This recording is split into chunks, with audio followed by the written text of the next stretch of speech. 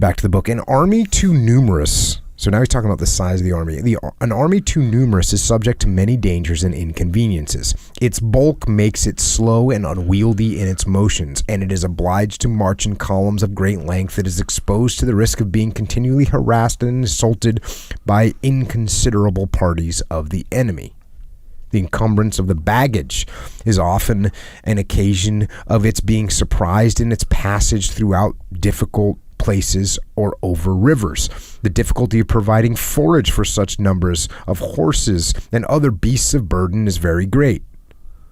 Besides, the scarcity of provisions, which is to be carefully guarded against in all expeditions, soon ruins such large armies where the consumption is so great that notwithstanding the greatest care in filling the magazines, they must begin to fail in a short time, and sometimes they unavoidably will be distressed for want of water. But if unfortunately this immense army should be defeated, the numbers lost must necessarily be very great, and the remainder, who save themselves by flight, too much dispirited to be brought to action again. And I read that whole thing so I could read this, which is saying, hey, like, you get too many people. I read that whole thing so I could read this. The ancients, taught by experience, preferred discipline to numbers. Like, we'd rather just have a small squared away group than a ton of guys. So where I see this with businesses, this is what businesses is, as businesses grow, it becomes harder for them to turn. Right, it gets harder for them to pivot. Oh yeah, make moves. Yeah, that's true. So you get big companies that when they were small, they were all agile and they were making things happen and they could change direction. And then as they get bigger and bigger and bigger, they lose the ability to do that. Yeah. And so you got to pay attention to that. Yeah. And what you have to do, there's a couple solutions. It's like the solution is, yeah, you can stay small, but you don't want to stay small as a business because you can't, just like, you know, it's cool to stay small as an army, but there's only so much you can do with limited number of people. So what you have to do is you have to start to become more aware of what's coming down the pipe in the future. Because it's going to take longer for you to pivot this big monster you've got. Yeah. So you've got to do it. You've got to pay more attention.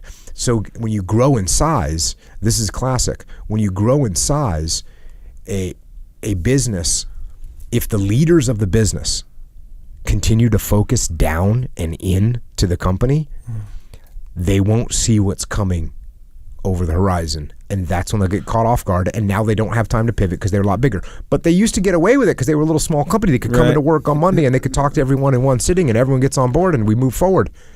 You fast forward that, you go from 50 employees to 500 that are now, you know, spread out over a large geography. You can't make that quick move.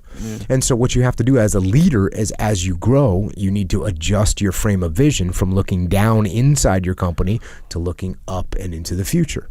If you don't make that transition, you can't, you think you can turn things quickly, you can't. You can't. It's a big army, and a big army has to be, it's hard to control a big army, and it takes more lead time. Yeah. And so that's the focus that you have to adjust to as you grow. That's a good way to put. So how do you do it then? Like you, as the what you do is you point people. Yeah, you have people underneath you. If you're making widgets, and when we started off, we had 8 people, and I was in the factory all day checking out your widgets and making sure that they were good to go, and I was testing them myself, and I was making little adjustments. That's cool. That's fine. It worked when we had 8 people, but now when we get 40 people, I need to start going, okay, Echo, can you pay attention to the widgets in here?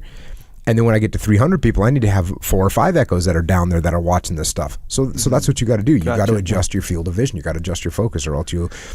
And what catches them off guard is that they think they can still pivot quickly because they were able to do it when they were smaller. When they had 30 or 40 people, they were able to pivot quickly. They got 300, they can't do it, and they get caught off guard. You got to watch out for that. Kind of like a big cruise ship, right? Compared to like a little speedboat or something like this. Of course. Those things take miles to turn. Miles. Those big oil tankers, they take miles to stop. Back to the book. The excellence of their discipline made their small armies sufficient to encounter all their enemies with success. Now, this is something else I see a lot in the business world. And this is very common, right? You get the big business, the big gorilla in the room or whatever, and they can't pivot very quickly. Well, then you get the smaller companies that are very agile, and they start picking away at the big guy. And that's what he's talking about right here. Like, just because you're small doesn't mean you can't take a shot at the title. Yeah. You know, because you can move quickly, and if there's chaos going on, that's when you can adapt. Now, are there advantages to being the big company with lots of money and lots of people and you're very stable? Oh yeah, absolutely. Yeah. So, and are there advantages to being small? Yes, there are. The mistake that people on both sides make is they view themselves, they don't understand what their strengths and weaknesses are, and they don't understand the strengths and weaknesses of their opponents, right? Gotcha. So they say, if there's someone that can move quicker than them, they go, oh, don't worry about them. We're bigger and more stable. Yeah. Well, those people are maneuvering on you. Yeah. And they're sticking little needles in your feet. And eventually those little needles get infected and there's a problem. Yeah. Got a, situation going on. So you have to constantly, as a leader, and again, this is why leadership is important, you have to, as a leader, need to assess what's the strength of that group, what's the weaknesses, what are our strengths, right? We keep hearing this again over and over again throughout all these ancient military leaders. Know yourself, know your opponent. Know your strengths, know your weaknesses. For sure. People fail to do that. Yeah. Problematic.